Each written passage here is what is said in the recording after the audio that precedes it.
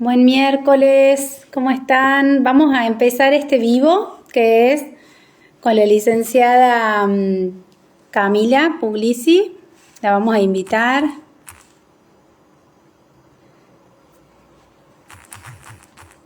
Los que están ahí sumándose, cuéntenme si se escucha bien. A ver, que no me sale. Camila.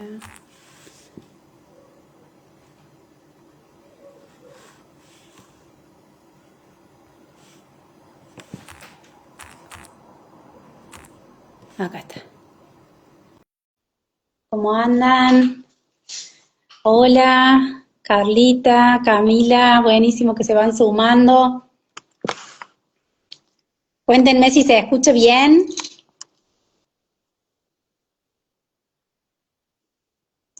Para... A ver si... Ahí está.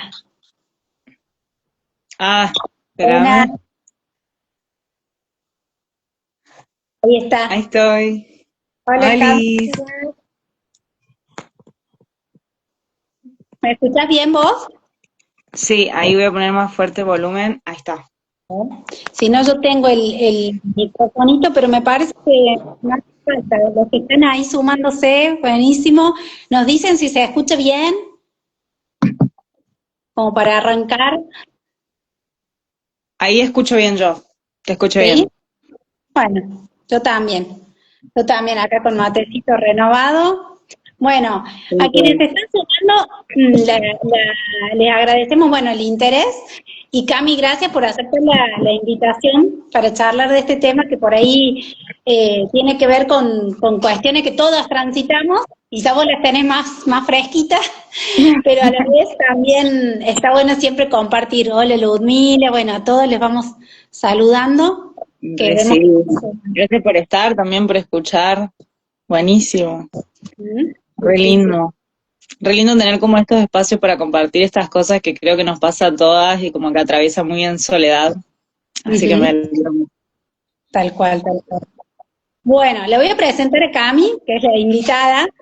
Cami Puglisi es psicóloga y tiene orientación cognitivo-conductual y trabaja con niños, niñas, adolescentes y adultos. Bueno, y compartimos el espacio terapéutico, uno de los espacios terapéuticos en los que está ella, yo también estoy, y también compartimos otros espacios de formación, ¿sí? Que hizo Cami en Enlaces, así que, pero ahora lo que nos convoca es más este tema bueno, me recibí, ¿no? Y ahora qué hago, y la idea es que nos puedas compartir, Cami, si te parece, por ahí, cómo fue tu proceso, qué fue lo que más difícil te pareció el transitar esas etapas, porque bueno, seguro, y en el chat también nos pueden ir preguntando si quieren o Obvio. aportando. Creo que lo más difícil no es nada de lo que me hubiera imaginado antes. Creo que lo más difícil fue la paciencia.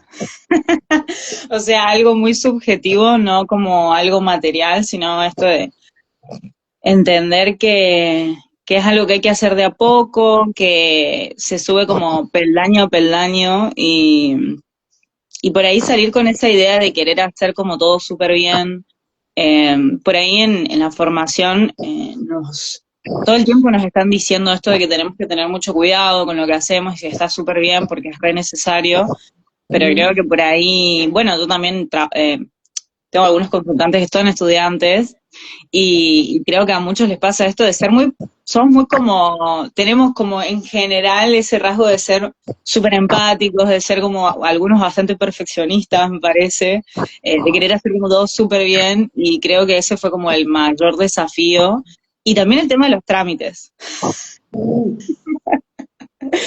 También es algo que no pensé o sea, en realidad como que lo veía como muy lejano y de la nada tener que empezar a hacer todo, el tema de enfrentarme al tema del monotributo, sacar la matrícula, todas esas cuestiones, también para sacar el diploma, digamos, también tuve que hacer varias cosas, así que Por eso, paciencia, paciencia, paciencia, hasta paciencia para arca, paciencia, paciencia, paciencia. También, es verdad. Y que son cosas para las que nadie nos anticipa, ¿no? Porque, no sé, en deontología hablamos, nos preparan por cuestiones éticas, ¿no? Pero lo último, son cosas que queda ahí un bache y que después te tenés que enfrentar o enfrentar, claro. Queda esa parte de que no tenés claridad de qué hacer o te vas perdiendo, o la burocracia y etcétera. O, por ejemplo, también se me viene a la mente, ¿cómo empiezo a trabajar de esto? ¿Quién me da trabajo? ¿Dónde consigo trabajo? ¿Cómo lo hago? Tener que, bueno, esta cuestión de, capaz hay algunas personas que por ahí ya, yo en mi caso no trabajaba y estudiaba, apenas entregué el trabajo final, empecé a trabajar, trabajé otras cosas, y después, bueno, mi primer trabajo más cerca fue trabajar en CENAF como cuidadora hospitalaria, que como que lo hice más que nada para conocer niños, y ahí tuve la oportunidad de estar en neuros, estar en espacios donde los niños están, eh, bueno, medicados. La idea era hacer un acompañamiento, no como psicóloga, sino como cuidadora. Y bueno, me tocó ver muchas cosas bastante difíciles, duras, que bueno, en mi caso yo hice las prácticas preprofesionales en situación de calle, entonces ya había vivido como, o sea, en las prácticas tuve la oportunidad de estar en territorio, tuve la oportunidad de ver entornos, contextos difíciles, Complejo, claro. complejos, con mucha vulnerabilidad. Así que, bueno, ahí como que un poquito podríamos decir me curtí. Se quemaron los libros, obviamente, también esta cuestión de hacer, igual yo antes también había hecho una práctica comunitaria con mujeres, y bueno, en comunitaria siempre nos hablaban de esto, de aprender a ser flexibles con las planificaciones, que creo que eso es algo como que me quedó desde ese momento hasta el día de hoy, todavía lo sigo recordando como las palabras de mis profes, a Omar Barraud, que él siempre como que nos decía. Yo lo tuve de Sí, supervisor también en mis prácticas de comunitario. sí, la que me supervisó la tesis fue Ivana Puche, que bueno, ellos siempre nos decían bueno, me acuerdo de Ivana, por ejemplo, que siempre nos decía, cuando yo le hablaba de violencia, por ejemplo, nosotros le decíamos, bueno, malos tratos, y ella nos decía, ¿qué significan malos tratos? ¿Qué significa malos tratos? Eso fue como toda mi tesis, fue ¿qué significa malos tratos? A lo último me aprendí todos los tipos de violencia así, y hoy en día me sirve un montón para explicar, para ayudar, acompañar, todo el tiempo lo uso. ¿Sí? Eso, mira, acabamos de poner como una referencia al día, ya que lo toca, ¿no? Al día de Ni Una Menos. Hay que ser claro con los términos que usamos, ¿no? Porque hoy, y con las infancias también, porque eso educa, ¿no? Eso enseña a registrar que eso es violencia y que no lo podemos, si no terminamos, bueno, justificando, siendo cómplices de situaciones. O sea que esto del cómo hablamos, y no por sin caer en esto, no por meternos miedo, sino al contrario, porque a lo sumo armaremos una red, buscar, bueno, qué apoyos necesitamos para abordar estas situaciones complejas, pero no minimizar, ¿no? El hablar con claridad también contiene cuando hay estas situaciones. Entonces, Totalmente. Y más, por ejemplo, para acompañar a todos, porque uno por ahí diría, bueno, niños o familias, en estos entornos también es re importante hablar de violencia. Muchas veces las personas vienen con historias marcadas y atravesadas por la violencia, que se reproducen después con los niños, y si no le ponemos el nombre que se merece y lo minimizamos, y eso era lo que, bueno, nos decía Ivana, malos tratos, ¿qué es eso? ¿Qué es malos tratos? O sea, eso no, malos tratos es como una forma de decir sin decir, de naturalizar lo que es violencia y qué tipo de violencia es. Y por ahí hablarlo de eso con los padres, de su propia historia, ayuda muchísimo a cortar como esa rueda que reproduce, y que los chicos muchas veces llegan a consulta por eso precisamente, o sea, porque los padres por ahí no tienen las herramientas para resolver ciertas cosas sin usar la violencia, porque eso es lo que les enseñaron. uh -huh. Sí, sí, y además. aprender de nuevo, y además volvemos a lo mismo, la paciencia, o sea, los procesos terapéuticos, todo eso influye muchísimo y creo que por eso también es importante uno en su propia vida siempre estar registrando. Capaz que en la facu nos enseñaron mucho a mirar al otro y creo que después de recibirme empezó en el proceso en el que realmente comencé a mirarme mucho más a mí como Ujú. una forma de responsabilidad también y ética en mi trabajo. Totalmente, Que bueno, totalmente. eso también me lo enseñaste vos. Bueno, yo creo que eso es una de las cosas que más falta, ¿no? Y por eso en enlace, sí, en la brújula, pero en todos los espacios tratamos de hacer ese lugar a escucharnos, porque no trabajamos como con un torno, digo yo siempre como el odontólogo, ¿no? Sino con nosotros mismos, con nuestras emociones. Entonces, si no las escuchamos, hasta podemos intervenir desde un lugar que no corresponde, podemos estar incluso generando situaciones negativas en el otro. Entonces, somos nuestro principal recurso y necesitamos cuidarlo, pero por un modo de cuidar al otro también, ¿no? Así que eso yo creo que sí falta mucho porque nos dan mucha teoría y nos falta no solo después bajar al hacer, sino también bajar el hacer de un modo integral, ¿no? Porque no es solo el hacer desde lo técnico, ahí es donde yo tengo mi cuestionamiento con formaciones que siguen siendo posgrados y todo, que son como técnicas, y siguen siendo teórico-técnicas, y pero ¿qué nos pasa cuando usamos esa técnica, esa, ¿no? ¿Qué nos pasa como terapeutas? Sí, creo que lo más difícil también cuando uno sale es que por ahí te enfocas mucho en la técnica, porque es lo que se cree, es lo que venís acostumbrado a aprender, y también de alguna manera hay cosas específicas que sí que no nos han dado. O sea, eso sí que es verdad, que hay partes que forman parte o sea, hay herramientas que uno las aprende en los posgrados, que no las aprende en la facu, y que son súper necesarias para intervenir. Entonces como que salís y es verdad, hay un montón de cosas que no sabes y no pasa nada. O sea, vas aprendiendo y vas a ir aprendiendo cada vez más, y como que cada año vas a saber más que el anterior, pero sí, para mí como que fue muy importante encontrar ciertos referentes eh, para apoyarme también en esas personas y como que pensar en qué tipo de terapeuta quiero ser y hacia dónde Ujú. quiero ir. No solamente en un sentido de no solo en un sentido de las herramientas y de la práctica, sino también como darme como el permiso para ser una terapeuta que sea auténtica y esté alineada con los valores que yo quiero para mi vida. ¿Mm? Está buenísimo eso. Está buenísimo y saber que eso, todos transitamos por los mismos procesos. El otro día hablábamos, que creo que ahora va a salir en algo del contenido, algo de esto de, siempre uno tiene como un ideal, ¿no? Pero esa persona ideal también transitó por, primero que también comete errores y esto de lo humano, y a la vez que transitó por los mismos pasos que uno transitó, ¿no? No es que se pudo haber salteado que alguien porque sea mejor, y desde ahí también me parece importante compartir por ahí. A mí me cuesta como acordarme tan nítidamente de ese momento, que con 19 años uno se va borrando el...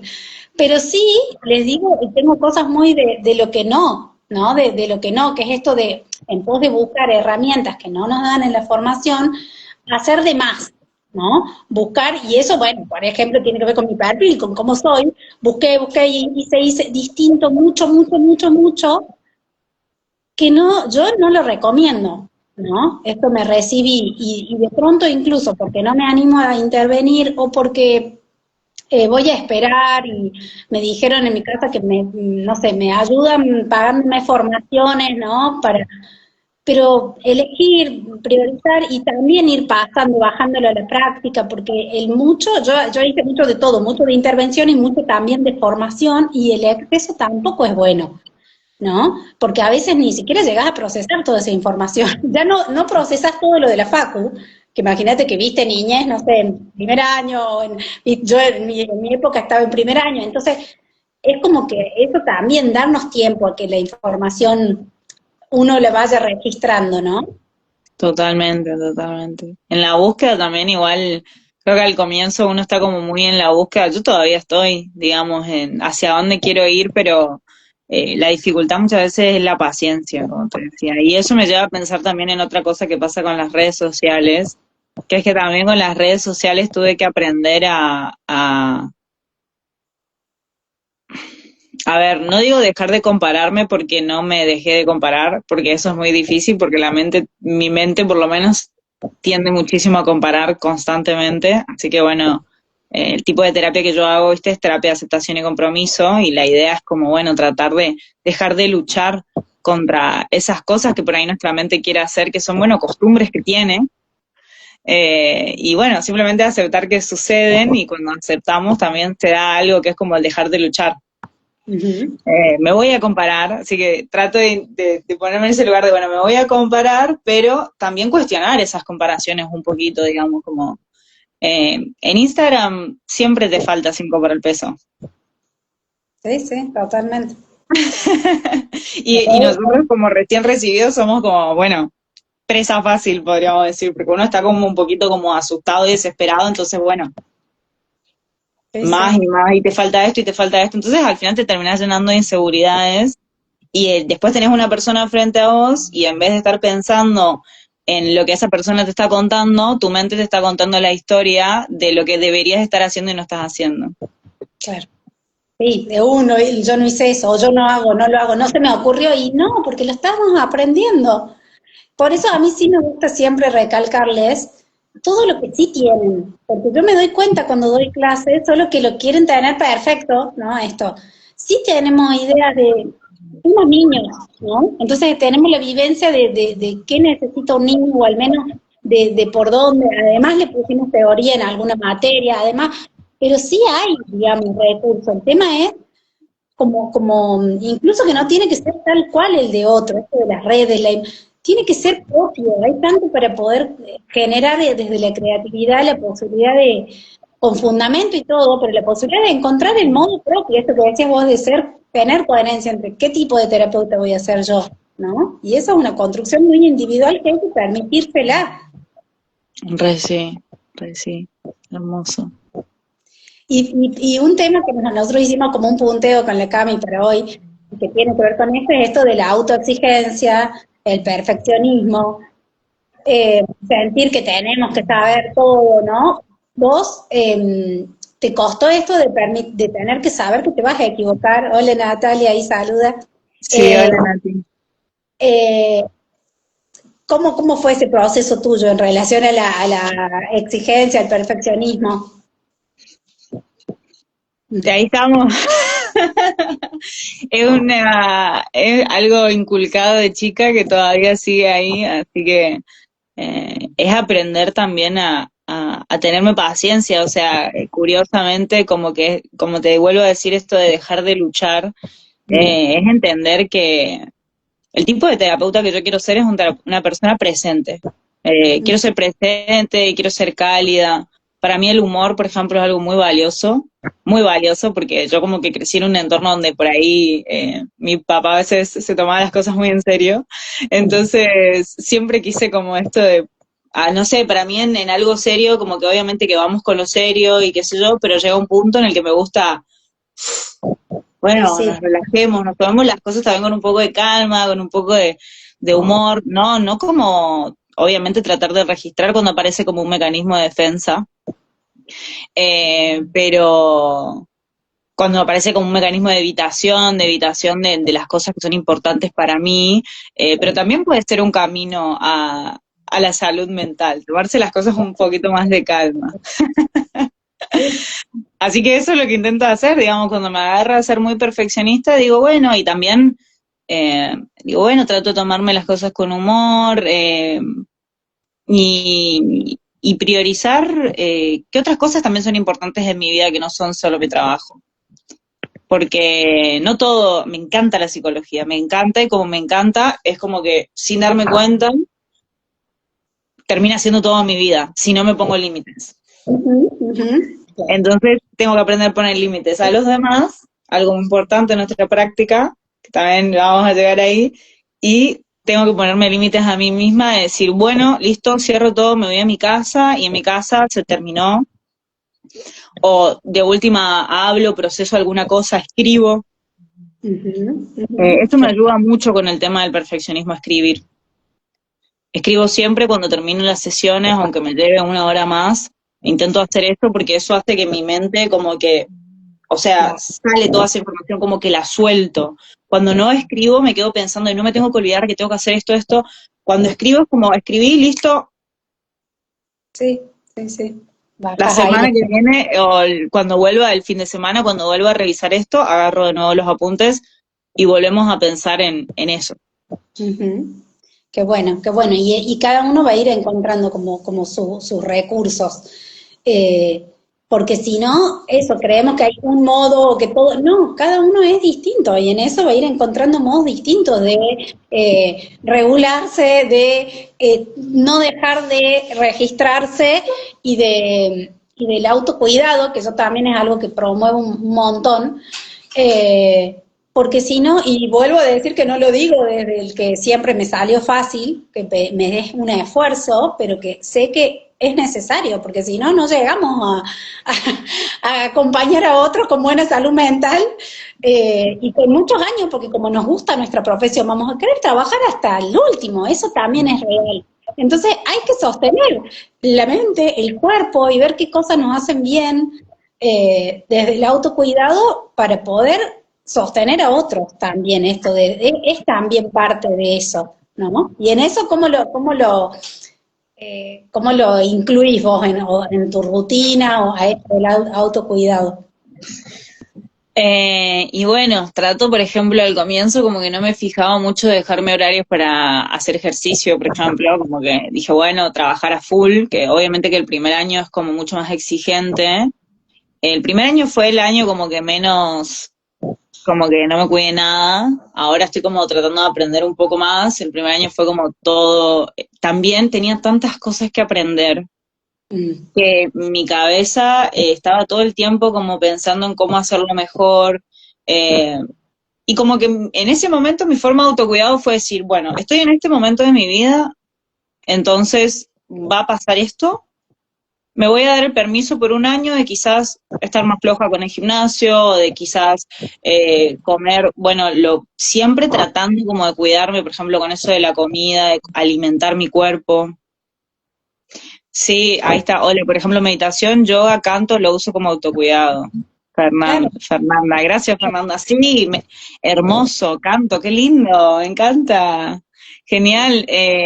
Bueno, a mí me encantaría hacer baile, pero bueno, es como algo que tengo a futuro. Yoga también me encantaría hacer, pero bueno, hoy por ahora voy al gimnasio y intento los fines de semana tomarme como mi tiempo. Yo también soy muy fanática de los perros, me encantan mal, amo estar con los perros, salir. Y paseo con mis perras 3, 4 veces al día. El fin de semana me voy al parque y estamos con mi pareja, estamos 3, 4 horas en la naturaleza. Y porque también estoy tanto tiempo encerrada que después por ahí mi cuerpo, trato de registrar mucho lo que me pide mi cuerpo. Me pide silencio, le doy silencio, me pide salir y moverme, lo hago. O sea, cuando tengo mis tiempos para mí, listo, es Ujú. prioridad. Sí, Esa es la y forma que hago mi autocuidado. Después el resto del tiempo estoy estudiando, leyendo, trabajando. sí, buenísimo, buenísimo. Mira, por ahí en esto está bueno que cada uno, yo les hago también en las formaciones este registro, porque muchas veces nos pasamos mucho tiempo sin poder hacer estas cosas que nos hacen bien. Y eso también nos nutre para poder después acompañar al otro, ¿no? Entonces, además, muchas veces somos incoherentes los propios terapeutas, ¿no? Del debes, tenés que hacer esto, la actividad física, la alimentación, y después no lo podemos hacer con uno mismo, ¿sí? Y después, y más allá de que cada uno tendrá sus dificultades y los trabajará en terapia, porque también somos personas como terapeutas, ¿no? Pero realmente, para no llegar, como dice Fernanda, al burnout, es importante esto. No es solo y más trabajando, bueno, con infancias que nos demandan mucho más energía, que tienen como otro tipo de abordaje, tenemos que trabajar también con la familia, trabajar con la escuela, ¿no? Como que es otra energía extra, y que a la vez también eso me gustaría como que tomemos, porque no quiero que se vayan con la sensación de, uy, es re complejo trabajar con infancias, no, es demanda, pero también nos energizan, ¿no? Estos niños con los que uno se siente más demandado y en otros en los que uno, se nutre tanto, ¿no? Como esta parte de decir siempre hay un ida y vuelta en eso. ¿Cómo lo estás viviendo vos, Cami, en esto de trabajar con infancia? Me sirve pensar que hay algo que pasa con los niños, que por ahí con los adultos uno tiene la facilidad de la palabra, entonces ahí la mente autoexigente está contenta, porque vos sabés que vos estás yendo al hueso, como hablando del problema, entonces mi mente perfeccionista siempre es como, bueno, tratemos de hablar del problema.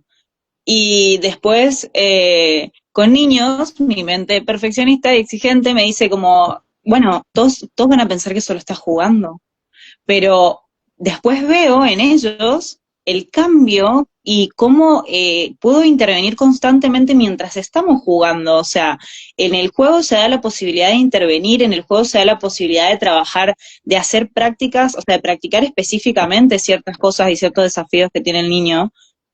Y el niño no tiene esa resistencia a la práctica. Como yo hago una terapia contextual, también trabajamos con la práctica, con el mindfulness, con el poner atención en determinadas cosas, y al adulto le cuesta muchísimo parar, muchísimo, o sea, me cuesta muchísimo parar, poner atención, bajar la coraza, esas cosas son muy difíciles para un adulto. Y para el niño, por ahí la coraza ya de chiquito obviamente como que aparece, pero el niño se entrega al juego plenamente, con atención plena. Y eso es algo que los niños tienen que los adultos pierden y que por eso muchas veces tenemos tantos problemas. Sí, y que tenemos que, yo digo, son nuestros maestros, ¿no? Es como que no lo digo yo, digamos, lo traigo de María Montessori, pero pueden ser nuestros maestros porque es cuestión de conectar con eso que ellos están en el aquí y ahora todo el tiempo, ¿no? Y cuando no, nos tiene que llamar la atención. Ahí ya tenemos otro dato clínico, ¿no? Si hay un niño que está como muy ansioso porque ya quiere otra cosa, y ahí algo pasa, ¿no? Que no puede estar disfrutando. Ahí Acá. pregunten, Sí, ahí vi. pregunta muy clara, quisiera preguntarle sus experiencias en los ámbitos en los que se mueve el paciente. Por ejemplo, el paciente niño que implica interactuar con los padres, con la escuela, ¿hay apertura? A ver, ¿vos qué dirías, Cami? Un paciente niño que implica interactuar con que si hay apertura en las escuelas o con los padres, Claro, me parece que si esos ámbitos, si hay apertura de la escuela y de la familia para trabajar. depende. Claro, depende de cada caso. Depende de cada caso. Hay casos y casos, digamos, y también es lo mismo que pasa, o sea, paciencia, de nuevo. Como peldaño a peldaño. Creo que esas son cosas que también se van construyendo en conjunto, digamos, como que en cada interacción uno se va dando la posibilidad de mayor apertura. Eso es lo que yo creo. Sí, y yo creo que también es como para mí, es una postura tomada, no hay posibilidad de trabajar con infancia si no trabajamos con estas otras redes, tienen que ver con una mirada sistémica, y a la vez, eso ya marca como un encuadre y un modelo de trabajo que a la familia también le va dando como orientación en, bueno, este es el modo, incluso viniendo de otros tipos de abordaje en el que solo se trabajaba con el niño, por ejemplo, ¿no? Entonces, eso también ya da una apertura distinta, porque están buscando un terapeuta que trabaja así, digamos, es como depende del encuadre, pero a la vez como dice Cami, de ir construyendo y también ir mostrando que eso tiene un sentido y que realmente es mucho más efectivo, eficiente, nutritivo, genera muchos más aprendizajes en todos, ¿no? Así que tiene que ver con un construir. Y yo creo que con un poco, incluso en otro tipo de modelos, se están empezando como a preguntar, ¿no? Che, nos estamos perdiendo otros contextos, ¿eh? ¿Qué pasa con el niño? Entonces es como... importante como ver la relevancia que tiene. El niño está atravesado por todos los ámbitos donde transita. Sí, Así a mí que, me ha cambiado muchísimo la forma de intervenir después de hablar con las escuelas. O sea, estoy acompañando un caso y como que hablo con la escuela y me da información que la familia no me había dado claro. y que me ayuda mucho a cómo entender al niño y entender qué le pasa, y también ahí uno puede ver si el niño tiene ese comportamiento, en qué ámbitos tiene el comportamiento que está teniendo, o la forma en la que se está relacionando con sus pares, por ejemplo, porque por ahí en la casa se relaciona de una forma y en la escuela de una forma súper distinta, y esa diferencia influye mucho. Sí, totalmente. ¿Qué pasa en una nos da de esos recursos también de poder ir como, como hasta orientando la intervención en donde realmente es necesario darle ciertos apoyos, el ver dónde están las necesidades, porque se están presentando, emergiendo las conductas en un ámbito más que en otro, ¿no? Sí, totalmente. Eh, Nati pregunta, ¿cómo manejar las emociones? Como por ejemplo cuando vemos signos de violencia en un niño. ¿Las emociones nuestras o las del niño? Uy, ahí sería para, no para un vivo más, porque hoy sería para un curso más, ¿no? Porque es como, claro, porque ahí hay mucho por trabajar a nivel terapéutico y un montón de acciones a seguir, ¿no? De recabar información, de identificar esos signos de alerta y hasta medidas que nos toca tomar, ¿no? De hacer una denuncia, pero bueno, como digo, sería, no es para este vivo, pero sí nos Las implica eso, nuestras. Claro, ¿sí? eso, pero igual yo pensaba en las nuestras, es algo como que capaz que sí se puede mencionar que somos humanos, y nos atraviesa y es re difícil, es re duro. O sea, yo creo que es súper importante también, por eso tener espacios de supervisión, sí o Ujú, sí. O sea, yo creo que a mí el haber tenido siempre espacios de supervisión como que me ayudó muchísimo, porque pasar de no dormir por la ujú. preocupación de qué voy a hacer con este caso a hablarlo con un supervisor, y después principalmente con Nati, o supervisada con Judith, que es una de las coordinadoras, siempre me orientó muchísimo. Y ahí, por ejemplo, cuando yo trabajé en la Fundación Pies, trabajaba con casos más difíciles, o sea, como casos más con mayor vulnerabilidad, digamos. Entonces Ujú. eso era eh, más frecuente, lamentablemente. Sí, el espacio terapéutico propio, la supervisión, el trabajo en equipo, ¿no? Son los casos complejos y esas situaciones nunca los tenemos que abordar solos también, ¿no? Justo hace un rato supervisaba a una chica y le decía, también hay situaciones en las que además de todo eso necesitamos hacer, por ejemplo, una solicitud en el colegio de psicólogos con el comité de ética para también tener claridad, porque no tenemos, son además situaciones que registrando nuestras emociones hasta no nos permiten pensar con tanta claridad. Por eso esa mirada acompañada, esa orientación de un otro que ve desde afuera, porque son situaciones que nos impactan tanto emocionalmente, que terminamos, se llama la sistémica como enmarañados, ¿no? Como totalmente metidos en la situación sin poder como hacer esta cuestión de alejarnos un poquito y analizarla como con cierta objetividad que nunca es tal. Eh, entonces, esas otras instancias son indispensables. Y Y para mí recordar que somos humanos, digamos, como que, obviamente que como esa cuestión de querer siempre, como, eso que nos enseñaron en la facu, de mantenerte como, vos tenés que mantenerte, nunca nos dirían objetivo, porque siempre sabemos que es subjetivo, pero sí uno se tiene que mantener, como que tiene que contener el espacio. Obviamente que uno tiene que contener, pero también, bueno, si te afecta, y obvio que te va a afectar, y creo que también eso lo habíamos visto con Nati, de que el día que te deje de afectar, ahí es cuando tenés que preguntar, ¿qué pasó? ujú, tal ¿Por cual. qué me dejó de afectar? O sea, se supone que mi trabajo, o sea, yo creo que sí, que el trabajo nuestro es que lo que le pasa al otro nos movilice, porque esa para mí por lo menos siento que es mi brújula y el tipo de terapeuta que yo quiero ser. Ujú, tal cual, clarísimo, Cami. Bueno, algo que te gustaría, Cami, como recomendarles, dejarles así como de aporte a quienes estén ahí en ese tránsito de recibirse, de por recibirse o ya recibido en los primeros años, ¿qué les recomendarías? Esto que por ahí me hizo pensar mucho trabajando con familias, que es que la calma no se exige, se transita y se aprende, y la calma se tiene teniéndose paciencia cuando no hay calma. Eso es lo más irónico, como que cuando por ahí a veces uno está desesperado, ¿no? Y se desespera y quiere estar calmado, o sea, que como, bueno, relájate, cálmate. Es como casi decirle a un niño, como que está tu niño interior revoltoso, y gritarle diciéndole que se calme.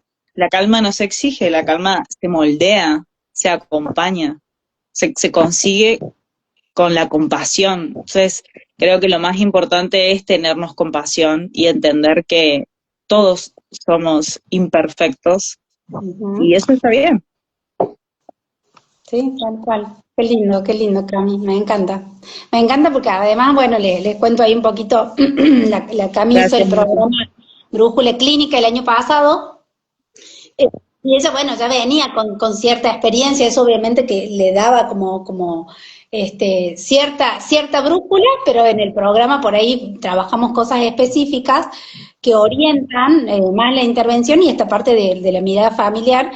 Y siempre, bueno, como eso, muy proactiva, yo les puedo decir, ¿no? Hay cosas que uno de su personalidad tiene que tomarlas. Cada uno tiene sus fortalezas como terapeutas, ¿no? Entonces, no busquen ser otro, no busquen, tómole a Cami como ejemplo, ¿no? Pero esta proactividad, este compromiso, y eso se ve, y eso lo ven las familias, y eso, entonces, vean lo más genuino de ustedes para en base a eso empezar a buscar qué los puede ayudar, ¿no?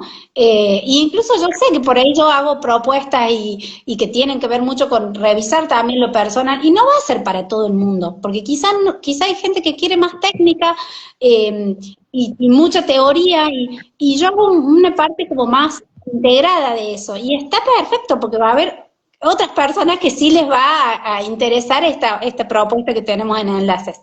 Pero bueno, gracias Cami, porque eso, por ahí voy viendo también tu evolución y es lindo acompañarte. Gracias, Nati. Me encantó estar acá, compartir con ustedes. Gracias, Nati, también por lo que dijo, sus palabras sanadoras, qué tierna, qué lindo. También creo que son aprendizajes que a mí me ayudaron mucho y me ayudan, porque todavía, o sea, yo creo que hasta Nati le debe pasar que hay momentos en los que uno dice, te hacen un halago y uno como, no sé, como que la mente ahí lo descree. Es difícil como sentirse 100% seguro, entonces ni siquiera capaz con 20 años de trayectoria te vas a sentir 100% seguro, pero bueno, el desafío y la valentía es caminar igual. Tal cual, tal cual. Bueno, invitarlos, ahora estos últimos minutitos, invitar a quienes quieran. Sumarse a un taller que hicimos que es mañana, que se llama Despegue Profesional. Son como las claves, los primeros pasos, y también una parte del taller va a ser de orientación en la intervención con familias. Es un taller súper económico, vale 13.000 pesos, pero es para que puedan acceder realmente, porque sé que encima la situación económica y todo, y que los primeros pasos son difíciles en lo económico, pero que si pueden sumarse, están invitados. Y estamos también abriendo el espacio de entrenamiento, que ese también lo hizo Lecami, entrenamiento clínico con infantes, que ya es como mucho más práctico, ¿sí? No sé si querés también eso, algo que te haya aportado es el entrenamiento, que te haya como servido puntualmente, que era más, fue después del programa de Brújula. Y sí, creo que en ese dimos como mucho más herramientas más concretas, que las pude, como que algunas las pude poner en práctica y otras capaz que me dieron ideas para otras cosas. Así que bueno, eso es seguridad de saber que estoy utilizando ciertas herramientas y por qué, el para qué, y con eso también un poquito más de seguridad y no tanto el enfocarme más en el niño y no tanto en lo que por ahí el adulto vaya a decir o vaya a pensar, que bueno, todavía sigue siendo un poco mi caminar. Claro. Pero gracias a las formaciones que hicimos juntas, creo que eso me ayudó mucho, como que en Brújula aprendí más la parte como fue como más acercamiento, y con la otra, con el entrenamiento, más al grano. Claro. Piensen que son programas cortos, ¿no? Brújula dura ahora un poquito más que antes, dura 10 encuentros, y el entrenamiento son 5, ¿sí? Entonces, son cortos, pero bueno, ahí como viene el grano, pero potente. Después cada uno, porque muchos vienen de otras formaciones, cada uno lo va complementando con el posgrado que hagan, pero sí, es bajar, es bien del saber al saber hacer, y herramientas bien de juego, de supervisión, porque hacemos espacios de supervisión y covisión, y de articulación con, bueno, cómo trabajo con una familia en sesión, cómo hago una sesión conjunta con 2 niños, cómo viene en el para qué, en el cómo, ¿no? Por ahí Sí, a mí me sirvió mucho, la verdad. Y creo que haber hecho los dos fue una muy buena idea. A mí está me bueno, sirvió mucho. porque Sí. claro, ahora los que quieren sumarse al entrenamiento es esta parte, y en agosto vuelve a empezar el programa Brújula. Que lo vamos a volver a dar este año, porque bueno, varios no pudieron sumarse y me fueron preguntando, así que lo vamos a volver a dar. Bueno, Cami, te libero, Bueno, que Nati, tenés muchas gracias. muchas gracias por sumarte y gracias a los que estuvieron ahí escuchando, un placer compartir. Vale, Sí, muchas gracias. Sí, gracias por escuchar a todos y a todas. Y bueno, gracias a vos, Nati, por tus palabras y por este momento muy hermoso. Me ha dado Gracias, mucho gusto. un placer. Que anden bien. Nos vemos la Sí. a la marcha, nos estaremos viendo por ahí. Dale, ¿eh? Chau, chau.